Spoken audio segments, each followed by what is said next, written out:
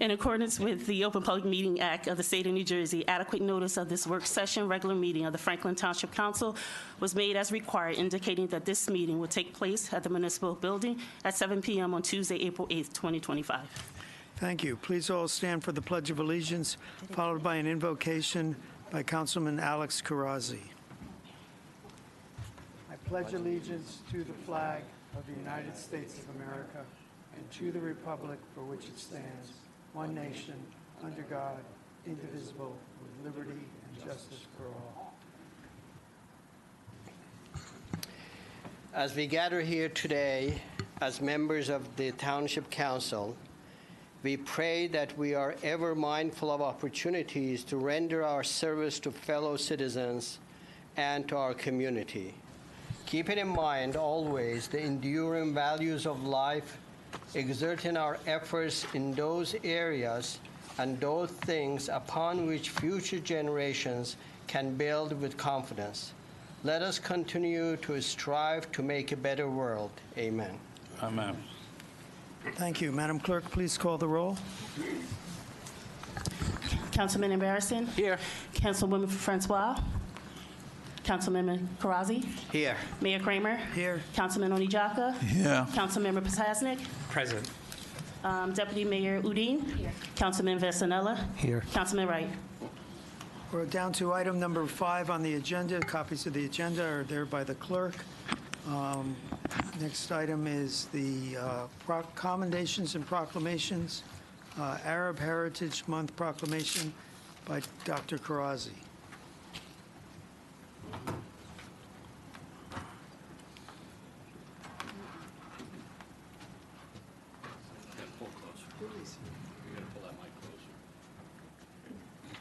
What a surprise. On your statement to me, what a surprise. He missed the Pledge of Allegiance, though. Dear respected community members, let's turn this on. It's on. Very good. Thank you, Bob. Good evening. As values of diversity and unity and our democracy are challenged at various corners of our nation, we are blessed that the leadership in Franklin Township take every opportunity to celebrate diversity and recognize contribution of our community members. In the United States, pretty much every month is dedicated to recognize people of different heritage who make up our great nation. For example, April is Arab American Heritage Month, and May will be Jewish American Heritage Month. Today, we have a proclamation to recognize and appreciate our Arab American community members. I would like to invite Professor Dr. Mahmoud Azmi, and you can join also, ma'am, who is the president of Egyptian American, please come here, who is the president of Egyptian American Council to join us. Any other person who wishes to join, please come to join us as well. So, Mr. Mayor, would you like to read this? Because your voice is always better than mine. I can read it, thank you. All right. Whereas Arab Americans have a rich history and a profound impact on the culture, society, and economy of the Township of Franklin, contributing to the diversity and strength of our community. And whereas Arab Americans have played key roles in a wide range of fields, including science, medicine, business, education, government, the arts, and social justice. And whereas Arab American communities come from a variety of countries, including but limited to Lebanon, Syria, Egypt, Palestine, Iraq, Jordan, and many others, each contributing their unique culture, traditions, languages, and practices to the American mosaic. And whereas Arab Americans Heritage Month is a time to recognize and celebrate the diversity and contribution of Arab Americans, while also reflecting on the challenges they have faced and continue to overcome. And whereas we recognize the importance of building greater understanding, respect, and appreciation for the diverse cultures that make up the Township of Franklin and the integral role Arab Americans play in shaping our community's future. And now, therefore, we, Alex Karazi, Councilman, and Philip Kramer, Mayor, do hereby proclaim the month of April as Arab American Heritage Month in Franklin Township, and encourage all citizens to celebrate the rich history, culture, and contributions of Arab Americans to our community and country. We urge all individuals, organizations, and institutions to participate in educational programs, cultural events, and community activities that celebrate the beauty of Arab heritage, honor its legacy, and promote unity, understanding across all cultures. Thank you.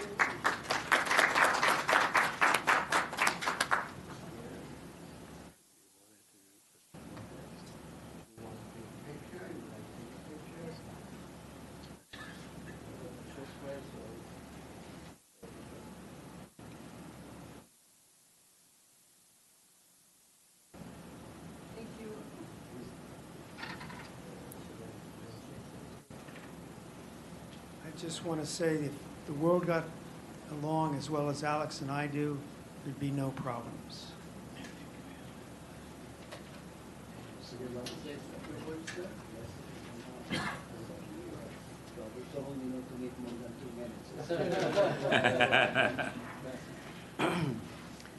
Dear Excellency Mayor Dr.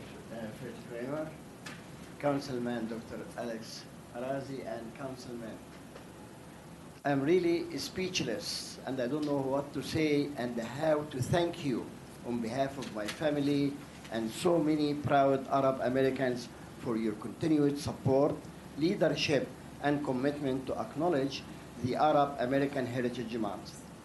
Your recognition inspires us to keep giving back to this great USA.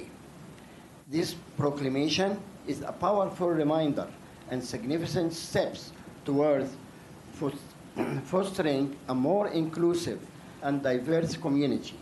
Your support helps us share our rich cultural heritage with the large community. Once again, thank you so much, and God bless you all. Thank you.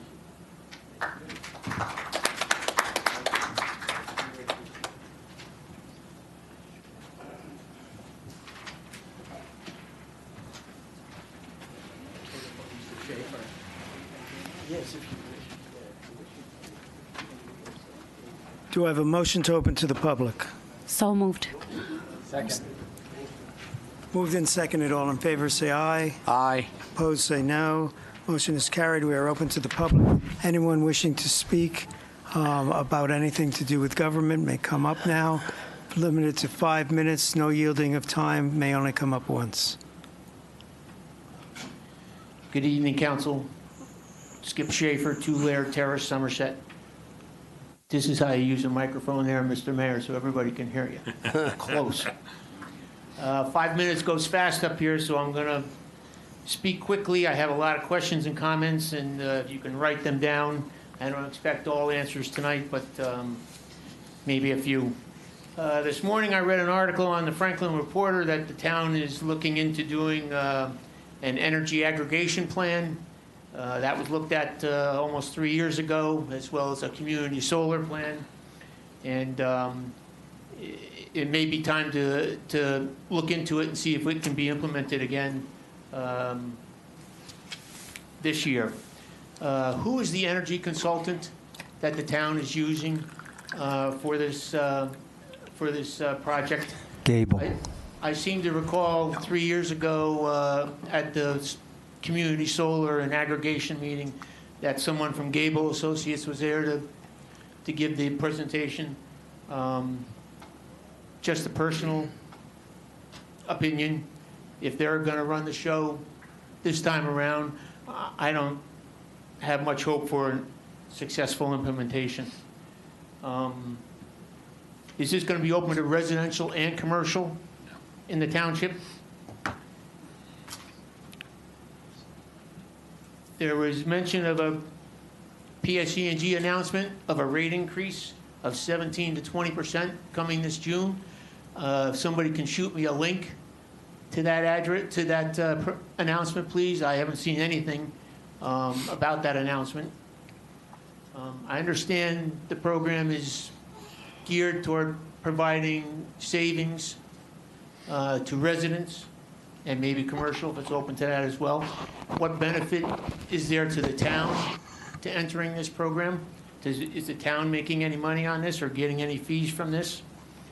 Will there be automatic enrollment in this program in which everybody will automatically be in and you have to opt out? Or will it be an opt-in versus opt-out situation? One of the goals is to have a 5% savings and a 10% sustainability goal on the energy that's provided. I've been in the industry for 15 or 20 years. Sustainability, to me, that's a euphemism to use wind and solar as part of the energy mix to provide the electricity. And the economics just have not been there, where if you're going to include wind and solar, if you're going to insist on it, it's going to be very hard to provide any savings. Anybody can go out and get their electricity from any provider who provides the electricity 100% sustainable, 100% solar, 100% wind. But it will cost you more than what you will pay PSE&G. So including that in the mix is going to be very hard to achieve whatever savings you're looking for. Obviously, the last meeting was 3 years ago, so you're going to have a refresh program for the public to remind everybody of how the program works. I'll just give you a personal experience of how the community solar project worked with me. I signed up for it. It was through a company called Eversolar. They were supposed to give us 21% savings on our electricity, and it was supposed to be all included on the single bill that you got from PSE&G. Well, the savings started to come in. I was impressed with the savings. I got savings for 6 or 8 months, and then all of a sudden I started getting bills from a company called Arcadia out of Greenwood Village, Columbia, trying to claw back some of the savings that was on my PSE&G bill. They sent return envelopes. The first 2 return envelopes were addressed to Dimension Energy in Atlanta. The other 6 return envelopes were addressed to PMB number 511 in Atlanta, Georgia. So a program that started out with Eversolar, all of a sudden I started getting bills from Arcadia and to sending these bills to a third company. So I'm just wondering what the success rate and whatever other feedback you've got from residents who have joined that community solar program. Thank you. Anyone else wishing to speak?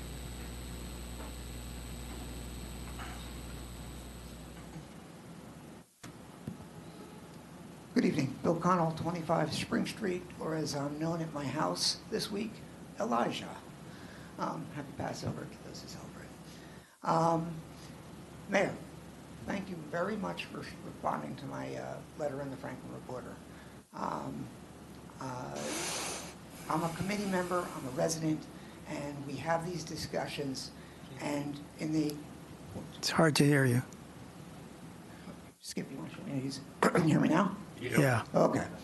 So when we're in the committee, we have these discussions and we debate them, and you kind of gloss over them in the budget hearings. And I think it was a fun thing to do, to discuss it. And again, it's a matter of not opinion, but we had the discussion in a public forum, and you're able to read it and see it, and you can draw your own conclusions about what is right. So I appreciate you taking the time to respond to me, and thank you. Thank you. Doc Cunningham, 11 Stock Court. I remember, I believe it was the last meeting, it was mentioned there was a video on the Youth Center's website about what the Youth Center has accomplished over the last few years. I mentioned to the mayor and Councilwoman Francois that I had a chance to check that video out, and it's a remarkable job they did. And the operation, I think Sounds of Tomorrow is the name of the group.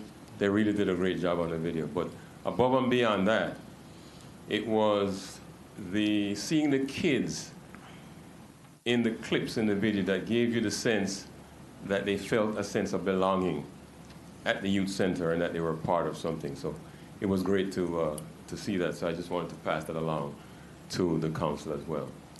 Secondly, I want to acknowledge and thank Deputy Mayor Houdin and Councilman Vassanello for agreeing to be part of the upcoming Civics Forum set for May 29th, 7 p.m.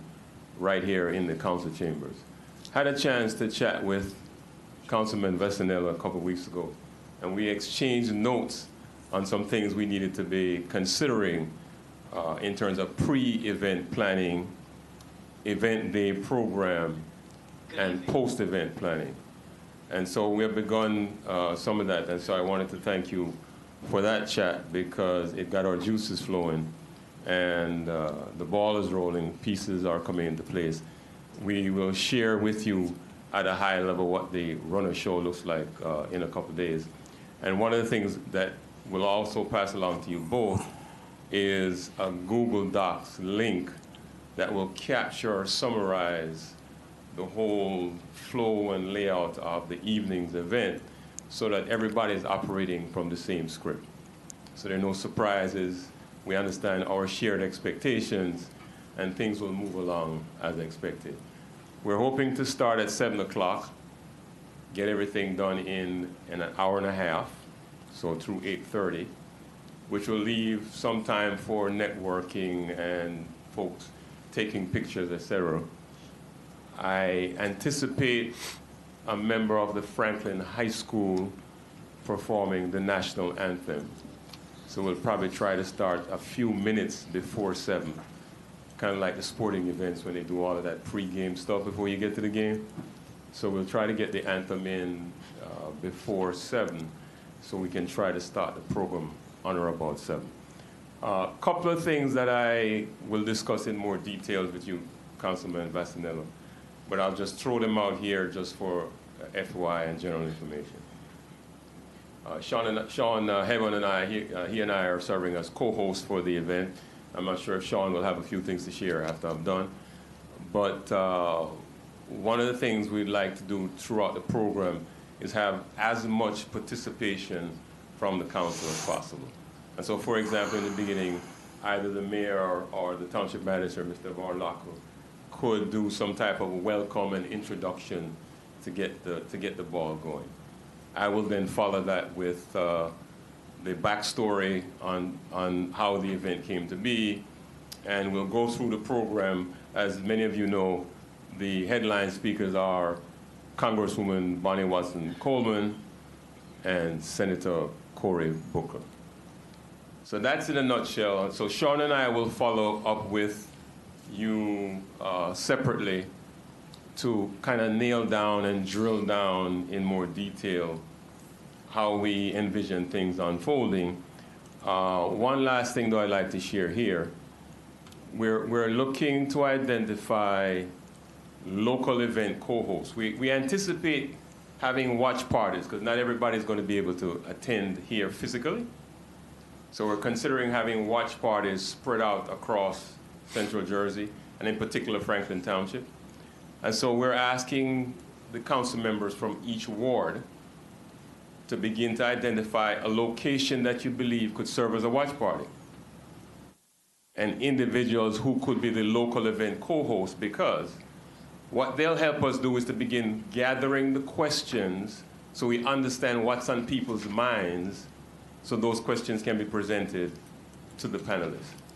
And then what it will also be helpful with is when we get to the Q&A section of the program, for folks who are here and might be able to ask questions, the fact that they are not here they're separately located, we still want them to feel included. And so maybe the local co-host will be able to send those questions in to Sean and myself, and then we can have those questions asked here. So that's just a hint at some of the logistics that we're working through and the ways we will need your assistance to make this happen. Thank you. I'm not sure if Sean has a few words to share.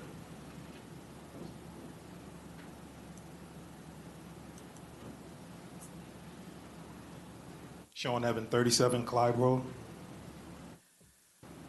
Hello, everyone. Good to see you again. Here after. Hold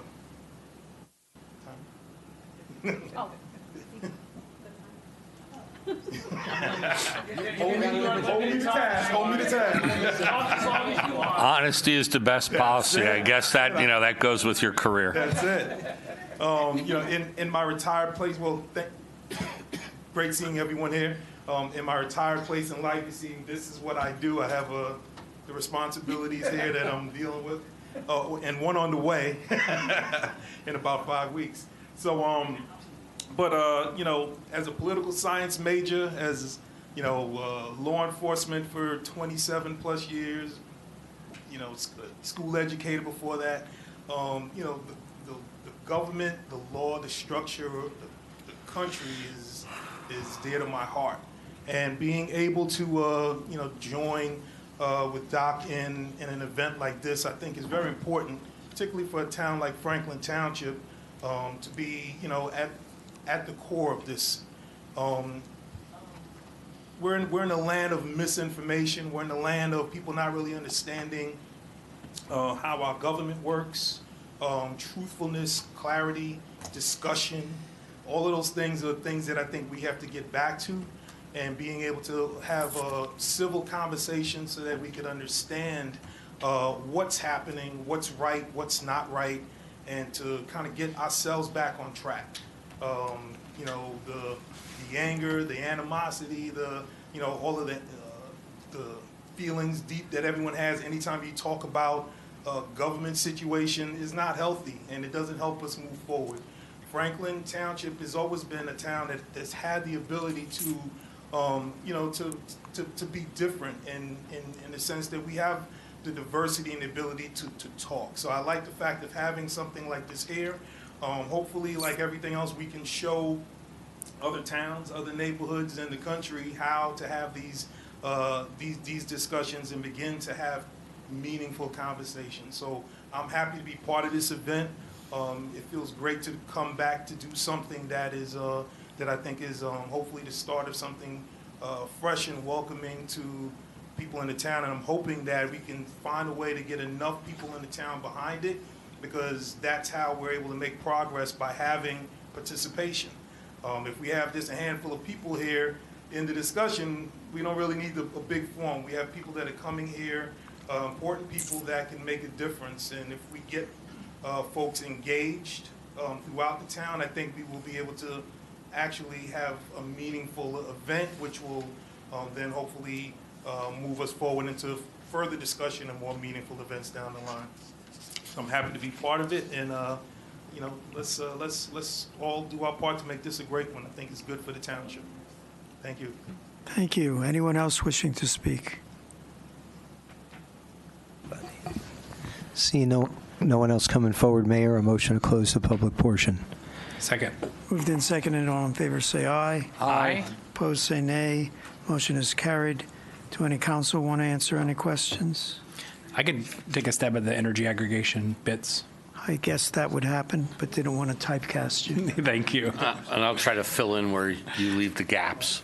First of all, Mr. Schaefer, thanks so much for coming up and sharing some thoughts. I can't speak particularly to your disdain for Gable Associates, but they are the consultant that we're working with, and thus far have done a tremendous job. One of the things we asked them to do was monitor the energy markets to see when it was appropriate for us to go out. We don't have flexibility on the parameters, but the voters did approve the goal of 5% cheaper or more. We also would love to have more savings. Cheaper energy is great, and 10% cleaner. than the current state standard. And so that's where we will start. There will be a 100% option folks can opt into. And then you mentioned, why does the town do it? What do they get out of it? We don't get anything out of it. It's our service to lower prices and get cleaner energy, which improves public health, reduces asthma, cancer, heart disease, the kinds of things that make you go cough, cough. We had a lot of residents come here about pollution concerns related to warehouses and truck traffic. Our energy supply is another source of not only greenhouse gas emissions and pollution, but also toxic emissions. So whatever we can do to get cleaner energy is good. The buying power of 22,000 plus households in Franklin is what makes it attractive. But you on your own going out to a single supplier, which folks can do, they can choose a different supplier than the default BJS that comes with your PSE&G bill. That's an option, but to get together and get 22,000 of your neighbors to do that is a different story. I don't have to tell you this, but I think for most people don't know that energy prices are on a 3-year rolling average. So the prices we see today are based on events 3 years ago. In between all of this was the war of Russian aggression when they invaded Ukraine. That also spiked supply on a whole bunch of energy markets. And that's built in and baked into the current costs. I texted you a letter from PSE&G. It's undated.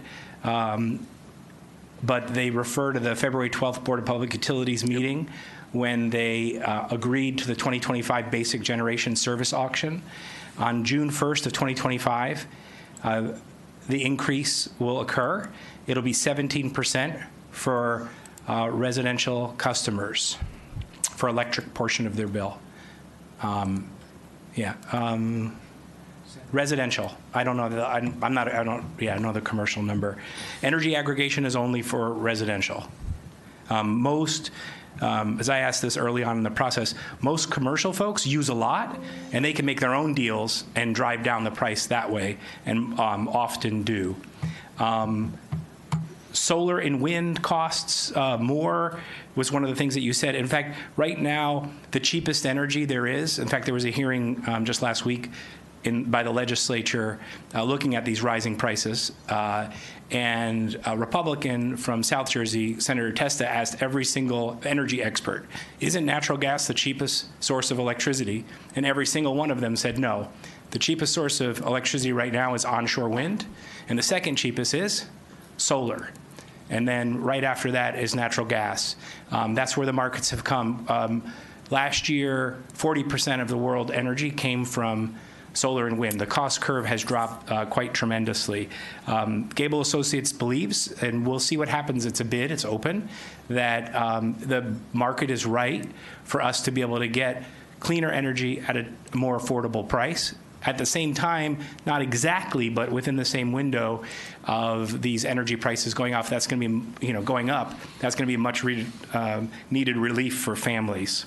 So that's one piece. And then separately, you mentioned the other piece, which is community solar, which is unrelated to energy aggregation whatsoever. And I'll just mention, if people are interested in learning more about energy aggregation, there is a website, a web page on our website, and you can just put in the search bar energy aggregation or use whatever your favorite search engine is. I just did Franklin Township, Somerset, energy aggregation, and that found the page easier than me using the website search function. But that's there, and that'll be updated as we go through the process. Folks will have the option to opt out. First of all, if we go out to bid and we can meet our criteria, and we move forward with the plan, if we don't meet the criteria and the bid doesn't work, nothing changes. It's a nothing burger. It would be unfortunate, I think.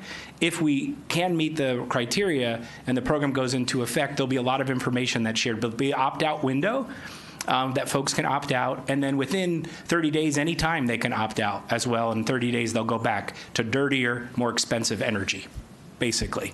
There are some cases where folks should opt out. It's very rare and probably doesn't affect most people. So separately, energy aggregation, you mentioned Eversolar. I don't know, there's a bunch of companies that do it. I think every company is different, and you have to look at the small print in your contract, if it's a fluctuating rate, if it's an introductory rate, or anything like that. I know I have an energy aggregation, community solar I have a community solar company that I work with, and they've been spot on. They use Acadia. I've run all the numbers, been no funny business with it whatsoever.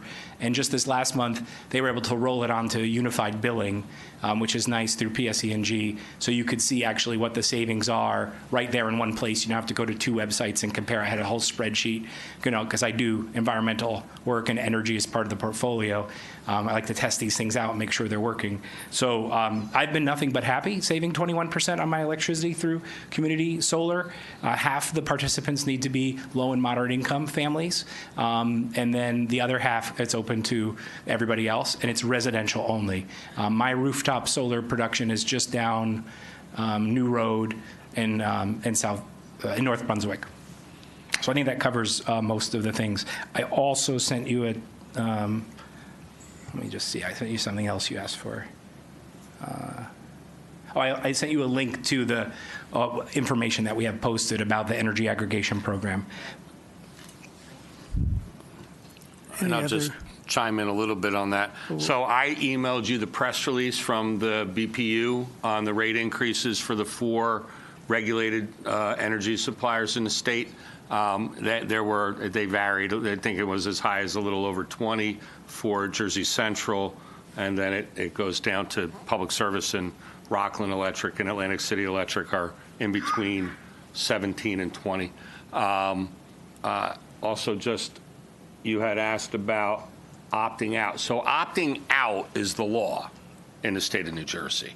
I can also send you the link. Under the State of New Jersey website, there's a page on government energy aggregation, and the law requires for all those in a municipality where energy aggregation is being done to be in, and they're required to opt out. The notification comes from, in our case, the consultant to all of the residents who are receiving their power through something other than a third-party supplier. So the tariff provider is Public Service here in Franklin Township. So all residents would be provided through the mail with a notification if all of the things that the council members said happen positively, and then those residents would be given an opportunity to opt out. And it is only residential, not commercial. Anyone else from council? So I've had one other person complain to me about the billing for community solar. And that was the woman who got an ad sent to her house and joined up with one of the parties that we didn't recommend. Not that we didn't recommend them. We recommended a certain number of parties that did it, and this was not one of them. So I've not heard of anyone getting an additional bill. Have you, Mr. Vornlocker? No, I know that, like many companies, that one company is a parent company to another. So, and I'm going to break the rules for a second. What one did you say you had? It's slipping my mind right now. Which one did you sign up for? Eversolar, thank you. So Eversolar is owned by Acadia. So what happens is Eversolar goes out and solicits, because they're the applicant for a particular project here in Franklin Township. Most of them are warehouse rooftops, right? And so Eversolar then, the billing company, and we did have some confusion. What Mr. Schaefer said that didn't come as a complete surprise to me. There was some confusion over time, not so much with billing. I didn't necessarily hear that, but we had on our website Eversolar, and that was the company that was supposed to be going out door to door. They had a solicitation permit to go out and solicit customers, and when they knocked on someone's door, they said they were from Acadia, right? So that caused the confusion. So there was some confusion in the beginning. So I know that there's a relationship between those two companies. I believe it's Acadia owns Eversolar. And in certain states, they operate under Eversolar, and in certain states, they operate under Acadia, depending on their corporate makeup. That's what I remember. But I haven't had a phone call about community solar in ages, well more than a year, maybe 2.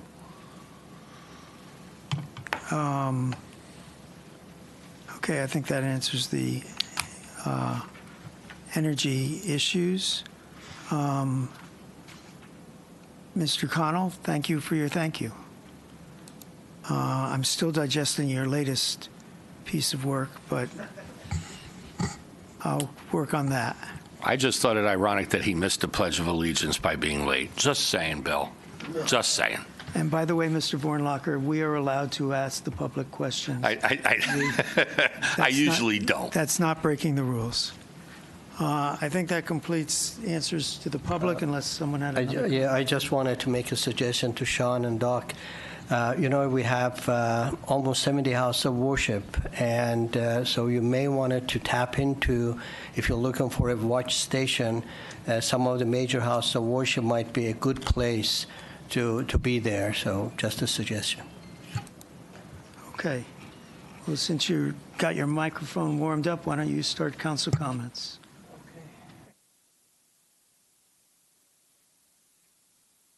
Thank you, Mr. Mayor.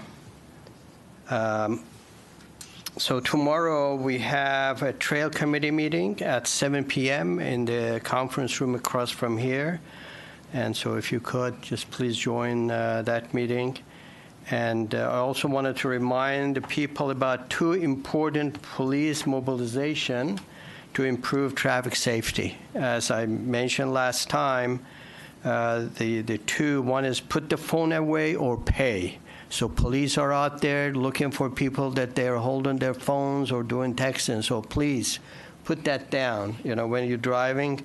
The other one is the click it or ticket. So make sure that everybody in your car put their seatbelt on. So I just wanted to make sure that everybody remembers that. New Jersey, even though they have a goal to have 0 fatality as far as the traffic, but unfortunately in 2024, 252 pedestrians and bicyclists lost their lives, which was 27% more than 2023. So please do your best to be a safe driver. The other one, for the backyard chicken lovers, there's going to be an information session on April 17th at 6 p.m. here. Did I take your No, part? I thought maybe the council member at the other end might want to announce that. Okay, that's fine. Now. Go ahead. I wasn't sure if it's going to do. Oh, you have it already? Okay. No, each week I come, there's another little chicken behind my name badge. I don't know who's doing it, but now I have 2, and they're taped to it, which is very fun, so I appreciate that. But Love anyway. back at you. Okay. It's totally fine. Thank you. But anyway, the event is called Coop Dream. So, please, if you are interested, this will be a good session for you to attend. It's going to be here. Thank you, Mr. Mayor. Thank you, Councilman. My 34th wedding anniversary is coming up. Do you want to announce that?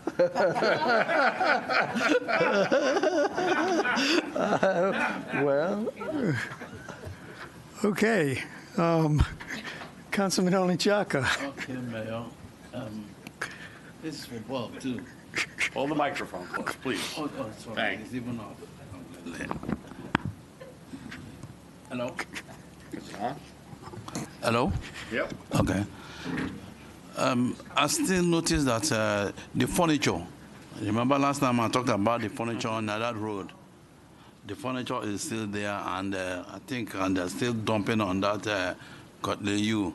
Is there any way we can put a sign with penalty on that road just to slow it down or stop it completely? I'll talk to Public Works. Okay? Okay, Mayor, that's what I have on it. Thank you. Councilman Embarrasson. Thank you, Mr. Mayor. Congratulations on your upcoming 34th anniversary. Happy to say I got you beat by 10 years. We just celebrated 44th in January this year. Congratulations. Thank you. So there were a number of committee meetings and other commissioner meetings that we attended. The most important one was the master plan study hearing at the planning board. The chairman opened it up, even though it was a internal hearing, it was a public meeting. He opened it up for comments, so that was a very productive back and forth with the public.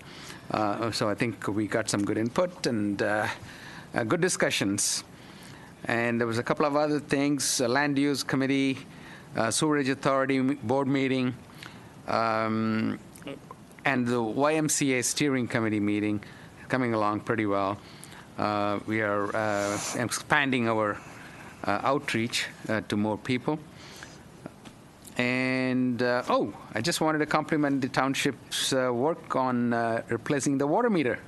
A technician came to my house, and very professional, did a nice job. I didn't tell him that I'm a councilman until the end. So that was a good job by the water department. There is I've been getting some calls about how to tap into the affordable housing by residents. So I talked to Councilman Wright, and he has been getting calls as well. So we thought it's a good idea to host a info session here about how to access affordable housing programs, either buying a house or renting it. Many people don't seem to know where to find the information. So I asked Bob to put together a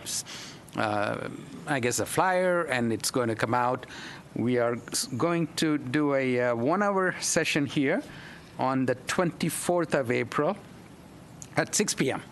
And Sharon Clark, the executive director of the Central Jersey Housing, would be here. She would be presenting it, and we want to invite public at large to come and listen, ask questions, and carry back some information. We'll have some handouts for you that you could use. So that's in a couple of weeks coming up on the 24th, 6 p.m., right here at the chamber. That's all I got, Mayor. Thank you. Thank you, Councilman Basanella. Okay, so we didn't have a Public Works meeting today, because there wasn't any specific new updates. I know I've been getting some calls, as other council people may have, about potholes and crack sealing, basically the springtime maintenance that needs to be done regardless of how much paving we do. There's roads that just because of weather and age are going to have problems that need ongoing maintenance or repair, whatever you want to refer to it as. But bottom line is, although we've had some warm weather, I'm going to say probably in the next couple of weeks is when you'll see us getting more aggressive with that. They have it yearly where I'm going to say between April and May, they attack a lot of this. I believe on tonight's agenda, we're giving out a contract because we do some of that sealing and repair in-house, but we contract it out. I believe it's on the agenda tonight. So assuming we award that contract, you'll probably see a lot of that going on soon. As far as the Civics Forum, looking forward to it. I'm very curious to see what that can spur ongoing, and we'll talk more about that going forward. Councilman Ram, you mentioned about the affordable housing seminar. I think that's great. Hopefully, maybe they'll also cover the rehab program part of it. I know on tonight's agenda, we're awarding some of the contracts with that. We have a program that also gives money if you qualify to rehab houses sometimes during our affordable or not our affordable inventory, but it's a very good program for homeowners in Franklin who want to stay in Franklin, maintain their home properly, but sometimes can't afford needed repairs. There's a grant process involved. So look forward to that. And tonight we'll be doing the Hamilton budget, and our executive director is here to talk about it when it comes up. That's it, Mayor. Thank you very much. Thank you, Councilmember Potasnik. Well, I was going to mention a little bit about energy aggregation, check. I was going to mention Coop Dreams on the 17th, check. But what you might not be aware of is on April 23rd in the council chamber at 6:30. Assemblyman Danielson is going to have an energy rising costs of energy information session, which I'll be part of, and a couple of other folks, to talk about what's happening with your bills, what's really behind the rising costs, and what actions are necessary both by the state and also the regional utility provider called PJM that's responsible for a lot of the missteps that left us in this situation where we have inadequate supply, particularly denying the connection of clean energy projects that are cheaper to come online. There was a little bit of I'll tell you a little bit, but if 30% of the projects that were clean energy projects had been connected, our rates would have been 63% cheaper than the numbers that the township managers went over. And that's because the oil and gas industry executives who are there vote behind closed doors and pick what projects they're going to connect. And generally, they're the ones that are for their friends that are also oil and gas derived, more expensive projects. And that shrinks the cheaper projects, and therefore we end up paying more. But we'll go more into the specifics of all of that. And that's going to be on the 23rd at 6:30 here in the council chambers. It's sponsored by the assemblyman as well as the mayor, and we'll be having some folks from Board of Public Utilities as well. And that's all I have. Thank you. Councilman Wright, just in time. What's for dinner? Right on. I just walked in the door. Okay, thank you. I see you brought He's your eating dinner. a jelly donut. You brought your dinner with you. Dinner of champions. New Jersey Transit has a funny way of falling on Amtrak's tracks, and they just blow up anytime they want to. Coming out of Newark, they just blew up. Couldn't get out of New York City. I'm glad you're safe and you could make it. Deputy Mayor Houdin. Thank you. Just a couple updates that I have. Last 2 weeks ago, there was a CPR training held by our police department. The session was completely full, which shows that a lot of our residents are interested. I was there, and there was so much things that I learned out of that training session. It's probably a 5-minute training overall, but it's just that moment of the reaction and just hearing from our cops on what they do and the scenarios was really interesting. And I know a lot of people walked out of there learning a lot. So thank you to our community outreach for having that program available to our seniors. Followed by that, there was also a fire prevention meeting at Canal Walk that spoke about some of the things that lead to fires and just things that prevent. So that was also another great session. Again, full house there. There were a couple of things that I took away from the Canal Walk meeting, which I'm working on in the back end. I'll come back with more updates as to what we work on in terms of our lithium batteries, et cetera. And then on Somerset Run, there was another session that was hosted by our Assemblyman Joe Danielson on Anchor program and J-Save, which was on property tax.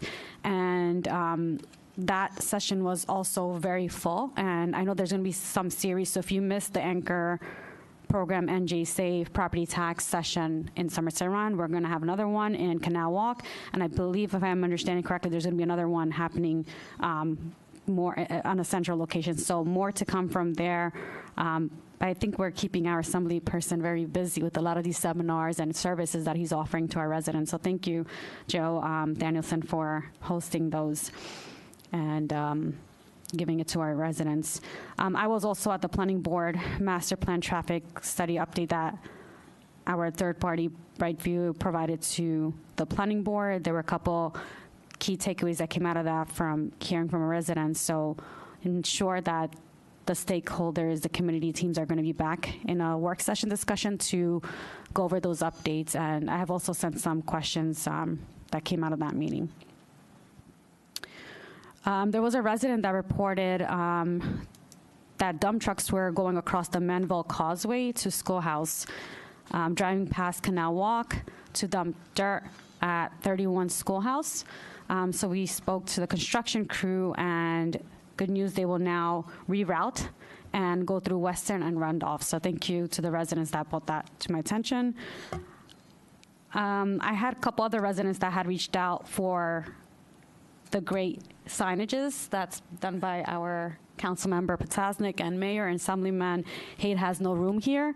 I had given some of the signages to the residents, and though I know it doesn't mention some of our council, I just want to say that we are in line with your slogan and absolutely support it. And thank you for making that happen. There is a fire prevention meeting this Thursday at 7:30. And one more thing.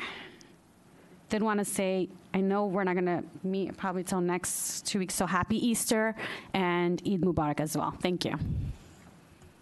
Thank you. For my comments, I have a council chambers weather report. It's 27 degrees in here.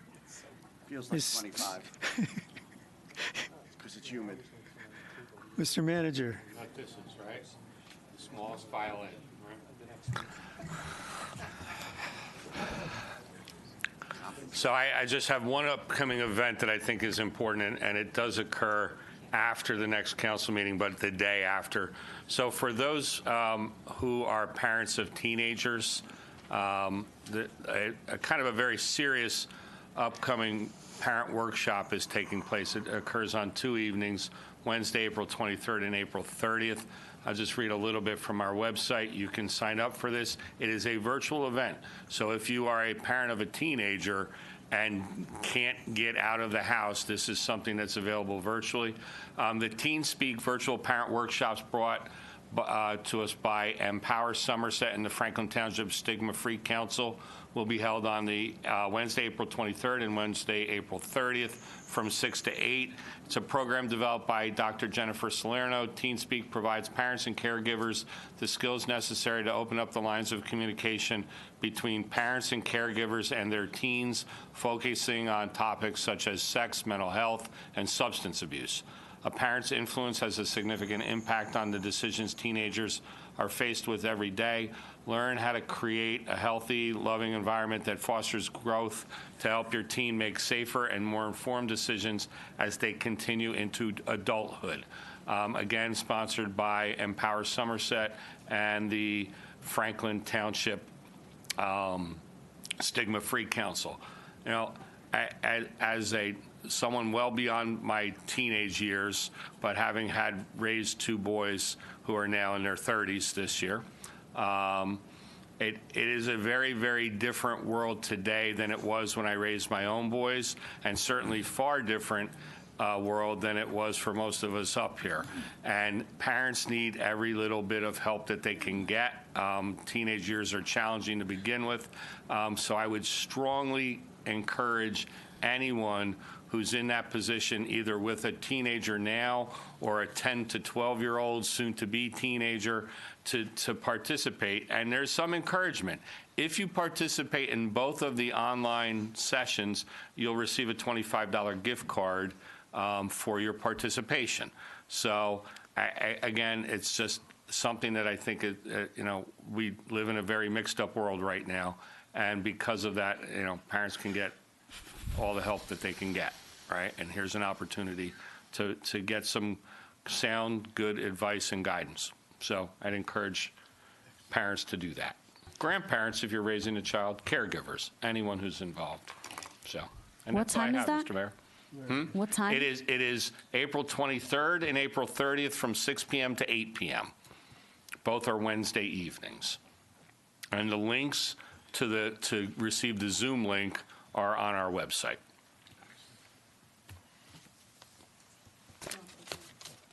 Thank you. We're to item number 10, council discussion items. There's none. 11, approval of the minutes, none submitted. But we do have to pay the bills. And item number 12, the warrants, in the amount of $13,739,535.45 on April 8th are presented to the Township Council for payment. So I have a motion on the warrants. So moved. Seconded. Any discussion? Anyone would like to pull an item or question an item? Madam Clerk. Councilman Barrison? Yes. Councilwoman Francois?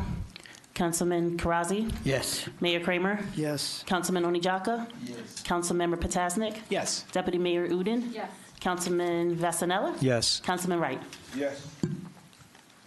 Item number 13, calendar year 2025 Hamilton Street Special Improvement District Budget, public hearing and adoption, Resolution 25-134, authorized to read the calendar year 2025 Hamilton Street Special Improvement District budget by title only is presented to the Township Council for adoption. To have a motion on that resolution.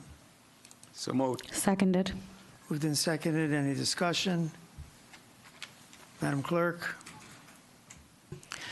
Councilman Barrison, Yes. Councilwoman Francois, Councilman Karazi, Yes. Mayor Kramer, Councilman Onijaka, Yes. Councilmember Potasnik, Yes. Deputy Mayor Udine, Yes. Councilman Vasanella, Yes. Councilman Wright. Yes. Item 13B, public hearing on calendar year 2025 Hamilton Street Special Improvement District has introduced. Time to open to the public for comments on the public on Hamilton Street budget. Do we have a motion to open to the public? So moved. Seconded. Moved and seconded. All in favor, say aye. Aye. Opposed, say nay. Motion is carried. We're open to the public on the Hamilton Street Special Improvement District budget only. See no one come forward. Mayor, motion to close the public portion. Is there a second? Second. Moved and seconded. All in favor, say aye. Aye. Opposed, say nay. Public hearing is closed. Do we have a motion to adopt? Motion to adopt. Moved and seconded. Any discussion on the budget? Madam Clerk? Councilman Barrison, Yes. Councilwoman Francois, Councilman Karazi, Yes. Mayor Kramer, Yes. Councilman Onijaka, Yes. Councilmember Potasnik, Yes. Deputy Mayor Udine, Councilman Vasanella, Councilman Wright. Yes. Okay. Ordinance on introduction and first reading, the calendar year 2025 budget. Ordinance 4461-25. Ordinance to exceed the municipal budget appropriation limit and to establish a cap bank, NJSA 40A 40-45.14. The foregoing ordinance is presented to the Township Council for adoption on first reading and posting, public hearing in accordance with law, public hearing and final adoption at a meeting of the Township Council to be held on April 22nd, 2025 at 7 p.m. in the council chambers. Do we have a motion to introduce and a public hearing? So moved. Moved and seconded. Any discussion? Madam Clerk? Councilman Barrison, Yes. Councilwoman Francois, Councilman Karazi, Yes. Mayor Kramer, Yes. Councilman Onijaka, Yes. Councilmember Potasnik, Yes. Deputy Mayor Udine, Councilman Vasanella, Councilman Wright. Yes. Resolution 25-136, authorized to read self-examination of budget resolution. Do we have a motion? So moved. Second. Moved and seconded. Any discussion? Mr. Vornlocker, if you could explain this, I'll mess up the explanation. I'm sorry, to be perfectly honest with you, I was not necessarily paying attention to what you were saying. Oh, sure, I can. I'm used to that. I know that happens so often, but I was jumping ahead to my part of this presentation. Self-examination. Self-examination, so what that means is every 3 years, the state of New Jersey does the examination of our budget at the Department of Community Affairs to ensure that it's been completed, the budget process has been completed properly. In those off years, we're required to do a self-examination and report back our self-examination to the state. So this is a year for self-examination. Thank you. You're welcome. It's taken 34 years for my wife to reach what you've reached in about 12. Resolution 25 137, authorize introduction of the calendar year 2025 municipal budget and a public hearing date of May 13th, 2020. May 13th? Oh, that's right. 2025. We have to skip one meeting. You Do we do. have a motion on the resolution? Motion. Second. Do we have a second? Moved and seconded. Any discussion? On the introduction of the budget, This is, I have some discussion about the introduction of the budget. I think you do as well, Mr. Mayor. yes. That's where we're at, right? Yep. So I just, all of council has my memo in front of them. If you want to follow along, I may just paraphrase a little bit on some of the numbers so I don't read billions and millions and kind of cut it down a little bit. But for some, I will read the whole number. Mayor and council, for calendar year 25, the municipal budget before grants is proposed at $73,203,524.39. This is an increase of $4,191,385.04, or 6.07%, from the calendar year 24 budget, which was just over $69 million. The most significant individual budget increases, which total $4.23 million, are in statutory expenditures, insurance, software licensing, and salary expenses, many of which are mandated budget requirements. And I'll give you the rundown here. There's an increase in health insurance costs of about $1.39 million, which is a 15.19% increase, which was somewhat offset by increased employee contributions. An increase in liability and workers' compensation insurance of $131,496, which is a low, about 9.63% increase. An increase in pension and Social Security tax of just over $139,000, or a 1.81% increase. An increase in debt service of just over $1.2 million, or a 35.4% increase. An increase in the library tax of over $283,000, or a 5.93% increase. An increase in utility costs of $280,000, or a 10.39% increase. An increase in software licensing of $201,000, well, almost $202,000, 41.16% increase. An increase in salary and wage expenses of almost $600,000, 2.23%. I just note that 2.23% to the general fund budget is less than the current inflation rate of 2.8% as of February of 2025. Offsetting some of these increases are reductions. The following departments were able to reduce their budget. The total of these budgets is $305,566 in reductions, and they are the HR department, tax collector, assessor, fire prevention, recreation, and youth center combined, the mayor and council budget, the audit services budget, the legal budget, and the salary and wage overtime budgets. In total, were reduced by just over $305,000. Some key budget changes. The utilization of fund balance this year will be $11.9 million, which helped prevent a larger tax increase, but is an increase of $2.6 million, or 28%, over last year's utilization of fund balance. Through all of this, the township still plans to continue with infrastructure improvements by bonding. Road surfacing is planned at $4 million. An additional $1.2 million is planned for road-related projects. The amount to be raised by taxes. Council managed to avoid raising municipal taxes for 4 years between calendar year 18 and calendar year 23. Municipal taxing, and calendar year 18 and calendar year 21. Calendar year 22 and 23, municipal taxes increased by 1%. And then despite significant inflation, calendar year 24, municipal tax increased by 6%. The calendar year 25 amount to be raised by taxes is increasing by $1 million from just under $38 million to just under $39 million. That's a 2.63% increase in the amount to be raised by municipal taxes. but it will allow us to handle the mandatory increases while still maintaining a high level of community services. For calendar year 25, there's an increase in township assessed valuations from $14,887 million and change in 2024 to $16,697 million and change, which is an increase of just over $1.809 billion, or a 12.16% increase in assessed valuations.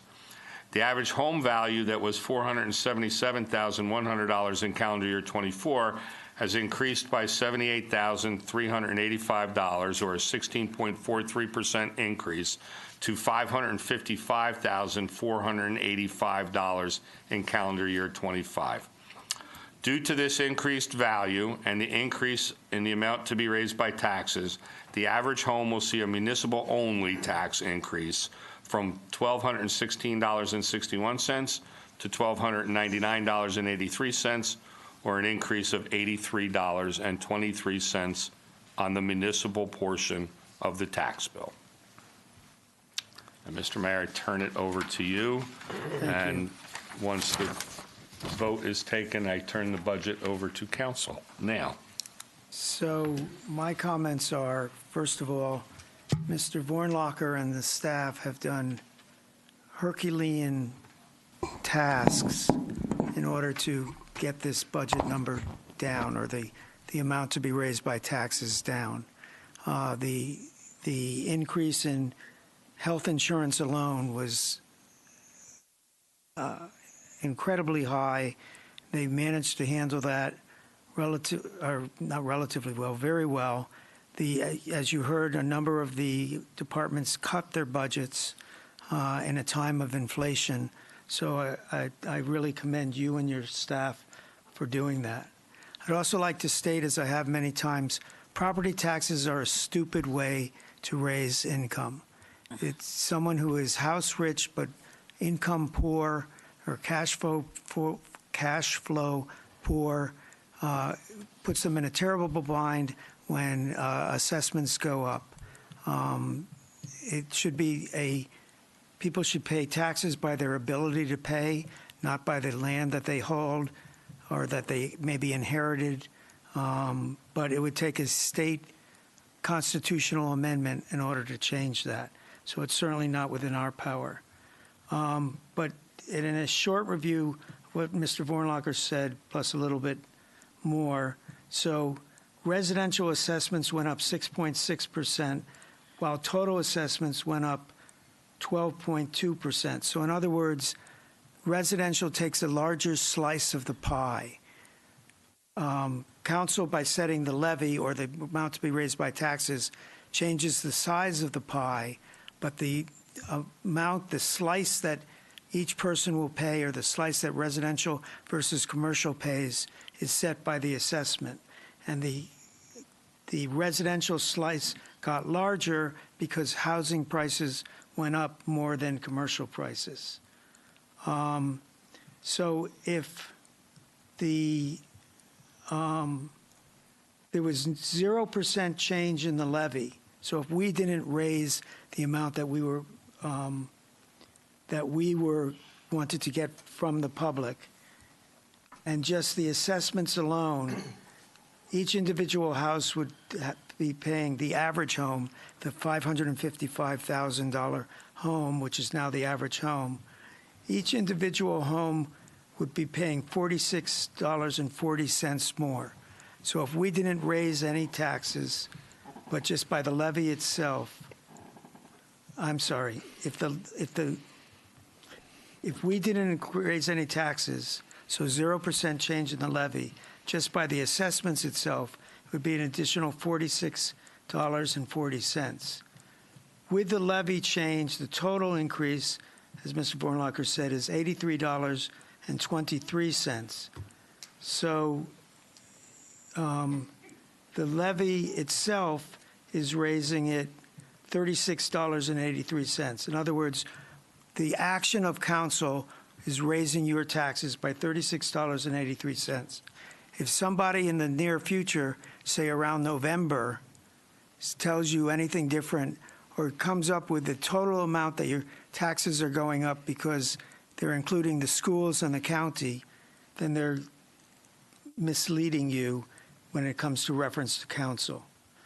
So I'll talk about something a little bit Mayor Kramer centric.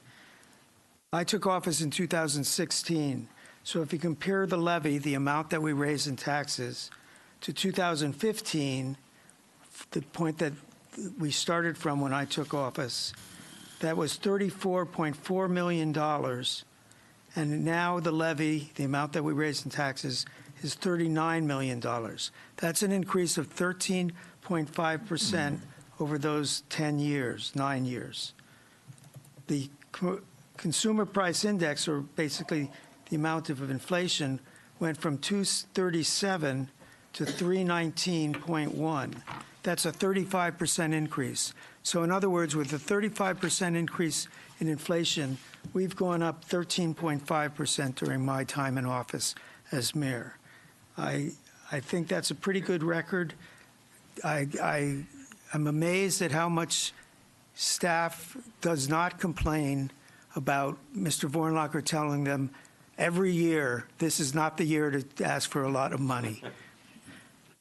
But they haven't at least complained to me about that yet. So again, congratulations to you, Mr. Manager, for leading the team to helping us keep taxes low. Any other comments on the budget? I have a general comment, Mayor. Yes, sir. So unlike anybody else in this podium, I live in a 55-plus community at Renaissance. I heard from many of the residents there that the assessment of their homes is very high. They don't understand why it is so high. I try to explain, but the fact of the matter is it is high. And I try to explain then, it doesn't mean that their taxes are going to go up correspondingly because of the levy that you went over. And almost many of them are going to challenge the assessment, whether they'll be successful or not, but it's material. But the general feeling out there is the house assessment is very high in the town, and they're not happy. And I'd just like to respond to that briefly. Yes, sir. So what I would challenge anyone to do, if they don't believe that their assessment is correct and they believe it is too high, is to appeal their assessments. But before they appeal their assessment, they should do just a little bit of research, and it is so easy to do the research now because all of the data is available online. And in this municipality, like most of the municipalities in Somerset County, properties are assessed annually. And there's a physical inspection every 5 years, and there's a market analysis done based on comparable sales in particular neighborhoods. For instance, where you live, the neighborhoods are the models. Each individual model is a neighborhood, and they look at comparable sales of those models in your particular development over the course of the year. And I have been challenged by a number of residents every year, for that matter, since I've been manager. But this year, there's already been some who have contacted my office. And I tell them, Zillow, Redfin, Realtor.com are all very good sources of comparable sales that do regular evaluations of property values, home values for your particular home. And I have yet to come to an assessment that I have been questioned on by a resident where the online sources don't put the value of their home at a number at or actually above what we have it assessed at. and we are at 100% market assessments. That's it. So that's what those numbers should be. If your assessment is $600,000 and your market value is 600, 610, that's where we're supposed to be, and that's what the assessor's office strives for. So while I recognize that the real estate values in this particular part of the country and more so in this particular part of the state are through the roof, that's how assessments get done. So that's why they are where they are. Any other comments? Mr. Manager, I just have, actually, this goes to our township manager. Of all the bullet points that you've had on your first page, Yes, sir. health insurance, liability and workers' comp, pension and social security, library tax, utility costs, and software licensing. We don't have any direct control over that, do we? So I talked to someone earlier today about that. So we have to pay our debt, and we have to pay our pension and Social Security obligations for our employees. We have to pay the library tax. That's a function of the law that That's set by the it's state. included in our budget, right? Obviously, we have to pay our utility bills. We have to pay our liability and workers' compensation insurance, and we have to pay the health insurance that we have a contractual obligation to pay to our employees. The one thing, and I kind of joked, is the software licensing. And I will say that it's at $201,000, which shows a 41% increase. Much of those software licenses are multi-year licenses that have now they'll be renewed for more than 1 year. So in the 26 budget, I would anticipate that number to be much lower. It just happens to be this year for many multi-year licenses to be renewed. I mean, we could eliminate software licensing, but then we would lose all the benefits of technology in our departments and how we operate our individual departments that rely on software technology. We would also expose our town to great risk for cybersecurity attacks and things like that.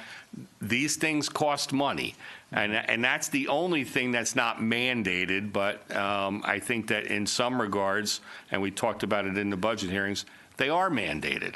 So the cybersecurity software systems that we have to protect our network are mandated by our joint insurance fund that raised our rate by 9 point some odd percent there. But if we don't have it, we put ourselves at great risk and the lack of coverage, because they won't cover us for a cybersecurity attack unless we meet certain standards. So it is almost all mandated in some fashion. Because when people ask, well, why is my insurance so high? First thing I tell them is health insurance. I gotta have it. There's the money. The Social Security one is that they ask, and I say, we gotta pay Social Security. I can't get around that. I'm self-employed, I can get around that, but I gotta pay at the end of the year. So no matter what happens, you gotta do that. And the one that I love to hit people with is the library tax. I don't set it, don't control it. No, we don't. The state of New Jersey says this is what you got to charge, and that's what we have to charge. Because I think some people on the notion that we set the library tax, because they don't see anything written that says set by the state of New Jersey. So when people ask me about the taxes, I throw them things out there right quick, and all of a sudden they went from here to here, because now they realize there's nothing we can do. And then when I ask them, well, did you come to a budget hearing? Did you catch us on TV? Did you do anything? And to a bunch of crickets, they don't say a word. They don't say a word. So, you know, I guess what I'm telling everyone is, come on out. If you're going to talk about our taxes, at least come on out here and have a seat and raise your hand and query us and say, what is you doing? Well, how did it happen? But that's it. Thank you. I just want to add some things, if I Yes, may. Deputy Mayor. First of all, thank you for breaking this down, Mr. Brunlocker, because I think you did a great explanation, at least to how this whole works. And we get questioned all the time. I think most of us do, on taxes and why it's increased. So thank you for being so clear to the numbers and going through this. to Councilman Unbaran, I get asked all the time around the increases, and though I don't live in those adult communities, but I have a lot of the residents that do, and I've had a couple people raise the concern that, okay, my house value went up and the taxes are so high, and so I know a couple of them already has done the appeal, but to Mr. Bornlocker's point, and I know I spoke to Mayor, I've had them do that pre-check in Zillow, and then they found out that it was higher in Zillow and what was valued was lower. And so I don't know if they did any more appeals, but it's a good checkpoint, and I think it's important that everyone understands that that should be, I guess, the primary checkpoint before you run the appeal and go through and then find out at the later stage that it was lower assessed than what was posted, or equal. Lower or equal, I think I want to say. But yes, I had a lot of those come through on phone calls asking me, because as soon as that property tax went up, it was a lot of calls that came through as well on what happened. But I also want to mention that's why we're also doing those property seminars, the tax-free seminars with Joe Danielson to help further those that qualify to have that senior freeze programs, et cetera. So thank you. Anyone else? I would say it's worth checking with the assessor, because maybe they think you have a finished bathroom and you don't, finished basement and you don't, or that you've upgraded your kitchen and you haven't, or you have a fireplace and you don't. That kind of correction, they can come to your house, verify it, and that can make a big difference. But unless there's any other discussion, we are voting on authorizing the calendar year 2025 municipal budget introduction and setting a hearing date, May 13th. Do we have a motion on that item, on that resolution? I'm sorry, we have the motion. Do we have a roll call, please? Councilman Embarrasson? Yes. Councilwoman Francois? Councilman Karazi? Yes. Mayor Kramer? Yes. Councilman Onijaka? Yes. Councilmember Potasnik? Yes. Deputy Mayor Udine? Yes. Councilman Vasanella? Yes. Councilman Wright? Yes. Yes. Item number 15, public hearing and adoption of ordinances on second reading. We have none. We do have a first reading. First readings are where we announce to the world that we're considering an ordinance. Second readings are when we actually vote on whether we're going to pass it or not. We have a first reading, ordinance number 4462-25, an ordinance amending the Municipal Code of the Township of Franklin, County of Somerset, State of New Jersey, more particularly Chapter 180, Fees, Section 180-2, available from the collector of revenue, fee for redemption requests. The foregoing ordinance is presented to the Township Council for adoption on first reading, posting, publication in accordance with law, and public hearing and final adoption at a meeting of the Township Council to be held Tuesday, April 22nd, 2025, at 7 p.m. in the council chambers. Do we have a motion to introduce? So moved. Second. Moved and seconded. Any discussion? Madam Clerk? Councilman Embarrasson? Yes. Councilwoman Francois? Councilman Karazi? Yes. Mayor Kramer? Yes. Councilman Onijaka? Yes. Councilmember Potasnik? Yes. Deputy Mayor Udine? Yes. Councilman Vasanella? Yes. Councilman Wright? Yes. So time for the consent agenda. Items A through X is listed on the consent agenda portion of the meeting are presented to the Township Council for adoption. To have a motion on the consent agenda. So moved. Seconded. Any discussion? Anyone like to pull an item? Go ahead, Carl. Yes, Mr. Mayor, and I hate to do it, but I got to do it. Resolution 25160, endorsing a fourth-round mediation settlement concerning the township's fair share obligation for the fourth round of affordable housing obligations from 2025 to 2035. What letter is that? W. W.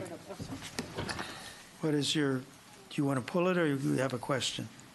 Excuse me? Do you want to pull it to vote on separately or you have a question? Yeah, to our township manager, because we were moving back and forth on that. I know what it is. And just a quick blurb on that of why we did that. or why we're at where we I are? think the township attorney is more suited to answer that question. He Okay. represented us. Correct. So as I think I laid out at an earlier council meeting, this year, the manner in which we set our affordable housing obligation has been subject to an amendment to the state's Fair Housing Act. It set up a program by which the DCA would do a study and adopt and propose a number for each of the municipalities in the state. That number it was a non-binding number, and it was subject to the township's review. The township reviewed the number. You passed a resolution at the end of January, and that number was subject to challenge. There was a challenge filed by the New Jersey Builders Association. They filed, in fact, 155 of those challenges. And in an effort to avoid further litigation, we, entered into negotiations with them, essentially with the assistance of a retired Superior Court judge and a special master appointed by the Superior Court. And thus, this is the final conclusion. So this is your number. It is there's nobody who has challenged it further. This will be the number for your fourth round obligation, so we know where, as we go into the next phase, which is the compliance phase, which will take place over the next 4 months. We now know how we can plan for the next 10 years. So, have we always been like at the maximum, or we've been ahead of the show, or how's that been? Well, I can tell you this. Franklin has a reputation in the community regarding affordable housing, and it is like I don't know how to describe it. It's like the gold standard. Having done Franklin's third round approval, I can tell you that in dealing with housing advocates, in dealing with other municipalities, in dealing with the judges who deal with the affordable housing cases, they all see Franklin as kind of a how to do it the right way approach. I tell everybody the story. It took 15 years to get the last round of affordable housing done in New Jersey. Franklin actually was one of a few towns that had certification under an earlier version of the law, and then it got all thrown into court when the Supreme Court adopted the Mount Laurel 4 decision. So we went back in with our third round plan, and Fair Share Housing Coalition, who are fierce advocates for affordable housing, after we put Mark Healy on and he described what our third round plan, he asked one question of the special master who presented the plan to the judge, and he said, "Is there any municipality that's better planned in the state of New Jersey than Franklin?" To which the special master answered no. One question. So that tells you Franklin has always been ahead of the curve here. They've always stepped up to their obligation. They do it kind of the right way, and this is another part of that, and stepping up to your obligation doesn't mean it means doing your obligation. So this process was us making sure that the number that we got to was what was our fair share obligation, essentially, and that's the purpose of this resolution now, just to confirm that. The reason why I asked that is I just want to let the township know that not only are we on the ball, we're past the ball. Correct. And so everyone looking up at the TV screen and you wonder what council does, this is what we do. And to our township attorney who does everything, Mr. Raynon, thank you. Well, thank you, sir. And I have to tell you, and I know this from your staff and your attorneys, without the support of this governing body, and I don't mean just this governing body, but the governing bodies over the last 2 decades, this would never be this way. It is, a firm commitment to diverse and fair housing policies in the state, in the township, that get it done, and it comes from everybody who sits up here. Anyone else have a? Mayor? Yes, sir. I asked that what's listed as C, Resolution 25-140, speaking of affordable housing, that's awarding a contract. I asked that be voted on separately. Okay. It's right of any council member to pull an item to be voted on separately. Anyone else? So items A through X with the exception of C. Madam Clerk. Councilman Barrison? Yes. Councilwoman Francois? Councilman Karazi? Yes. Mayor Kramer? Yes. Councilman Onijaka? Yes. Councilmember Potasnik? Yes. Deputy Mayor Udine? Yes. Councilman Vasanella? Yes. Councilman Wright? And now item number C, Resolution 25-140, award contract Central Jersey Housing Resource Center. Do we have a motion? So moved. Seconded. Moved in, seconded. Any discussion on that? Madam Clerk? Councilman Barrison? Yes. Councilwoman Francois? Councilman Karazi? Yes. Mayor Kramer? Yes. Councilman Onijaka? Yes. Councilmember Potasnik? Yes. Deputy Mayor Udine? Yes. Councilman Vasanella? Abstain. Councilman Wright? Yes. Do you have a statement you Oh, want to make? yes. I've had the privilege to serve on the Board of Trustees of the organization as a volunteer Board of Trustees, and that is one of the, well, probably the people the nonprofit that handles the most of our affordable housing needs, including now we're going back and actually part of why we're seen as doing so wonderful is we're going back and going to use units that the 30-year window, I believe, that they were deed restricted has expired. And Mr. Raynaud, and I think we work towards getting as many renewed as affordable units going forward as possible is the goal. So anyway, they awarded that contract, but being on, and so I'm a volunteer, being on the Board of Trustees, I abstained from the vote. Thank you, Mayor. Thank you. We have no resolutions to be voted on separately. We have old business, 20, Can we do W? what's going on? We already moved it. You're fine. Did we vote on the separate resolution? Yes, we did. We did, so that was just a statement afterwards. That was just a statement. So we've already approved. Yes, I know that. No, he didn't pull it. Okay, Council, I have the helm, we're okay. Thank you. Aye, aye, Captain. We're going for a little turbulence, but resolutions to be voted on separately. We have none. Old business, 2025 boards, committees, commissions, vacancies. Does anyone have a nomination? Executive session, we have none. Do we have a motion to adjourn? So moved. Moved and seconded. We have moved it and seconded it. All in favor, say aye. Aye. Opposed, say nay. Motion is carried. We are adjourned. Be well, Franklin. Hate has no home.